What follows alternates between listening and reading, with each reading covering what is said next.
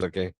तो अब एक बल है, हारे को नाम जप करते रहो तो सब हटा देगा, सब सब बिल्कुल। आप सब बल हारे को, सूर किशोर कृपाते सब बल हारे को हरि नाम।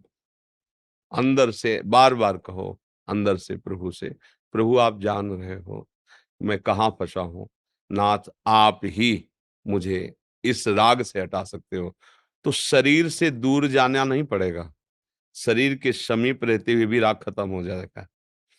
शरीर से दूर जाने पर 20 वर्ष अलग रहने पर भी राग बना रहता है। और अगर भजन बल से राग का त्याग हो जाए तो वैसे ही प्यार करते हुए, वैसे ही व्यवहार करते हुए आप आंतरिक वैरागी बने रहेंगे। और खास बात है अंदर का वैराग्य होना। जैसे घर बार सब छोड़ कर के चले और राग विषयों में है तो बात नहीं बनेगी। राग अनुराग में बदल गया है ना, तो लड़का बच्चा पति पत्नी सबके बीच में रहते हुए भी वो महात्मा है। समझ रहे ना? वेश परिवर्तन खास बात नहीं, उद्देश्य परिवर्तन खास बात। हमारे अंदर बात आ गई कि अब हमारा और सही बात, आप जिनसे राग कर रहे हैं उनमें भगवान ही है, भगवान से ही राग है। अगर भगवान पत्नी के हृदय से अंतर्ध्यान हो जाए तो आप भला राग करके दिखाओ उसके शरीर में, पुत्र के शरीर या किसी भी शरीर, गुरु के शरीर में भगवान ही तो ना। अगर ये भगवान अंतर्ध्यान हो जाए तो अभी इसकी हालत खराब कर दी जाएगी, आग जला दिया गाड़ दिया जाएगा ऐसा। तो हम अनजाने में भी भगवान से ही राग कर रहे हैं, ये जान ले तो हमें जिन रूपों से राग कर रहे हैं उनसे राग रहित होने का सौभाग्य मिल जाएगा। सबकी ममता ताग बटोरी, मम पद मनहि बांध बड़। और ये होता है नाम जप और सत्संग। जैसे सत्संग सुने ना, तो मोह ही इसे ही कहते हैं। और मोह गए बिनु राम पद होई न दृढ़ अनुराग। और मोह नाश विवेक से होता है, और विवेक सत्संग से होता है। सत्संग भगवान की कृपा से मिलता है, और वो अपने ऊपर खूब कृपा है नहीं? बिनु सत्संग विवेक न होई, और राम कृपा बिनु सुलभ न सोई। होए विवेक मोह भ्रम भागा, तब सब विषय विलास विरागा। राग रहित हो गया ना। सत्संग हमको मिल रहा है, ये बड़े सौभाग्य की बात है। नाम जब हम ईमानदारी से करें और उसका फल चाहें कि हमें प्रभु से अनुराग हो। ये जितना भी हमारा व्यवहार है ये हम करें ऐसे, पर अनुराग प्रभु से हो, किसी से राग ना हो, वो कर देंगे। वो सामर्थ्यशाली प्रभु हैं, उन्हीं की कृपा प्रसाद से ऐसी बात आती है। नहीं तो बड़ा कठिन है राग का त्याग करना। नहीं देखो, बहुत पीछे की बात है।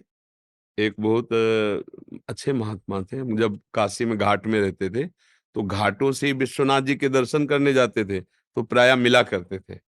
तो एक बार वो मिले तो बहुत उदास थे। तो हमने कहा स्वामी जी, आपका चेहरा उदास ऐसा बता रहा है जैसे आप किसी गहन सांसारिक चिंतन में हो। भागवतिक चिंतन का चेहरा और सांसारिक चिंतन का चेहरा तो ये जो बच्चे सेवा में रहते हैं ये पहचान लेते हैं। जहां वो देखेंगे तो कह देते महाराज जी इस समय आप किसी की चिंता में लगे, कोई बात हो गई, क्या बात है, आप किस चिंता में हो, आप उसको बाहर कर दो तो अपने लोग उसका ऐसे बच्चे ही कह, तो फिर तो ऐसे पहचाना जा सकता है ना। तो उनसे हमने कहा महाराज जी आपका जो चिंतन है वो संसारिक चल रहा है, क्या बात है आपकी। तो उन्होंने कहा कि महाराज क्या बताएं, हमसे गलती हो गई।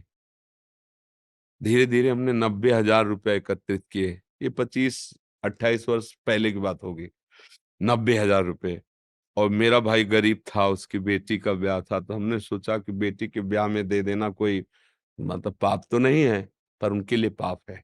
सन्यासी ना, सन्यासी के लिए सन्यास धर्म में जैसे जब वैरागी हो गए तो फिर अपनी और पराई बेटी का भेद नहीं है।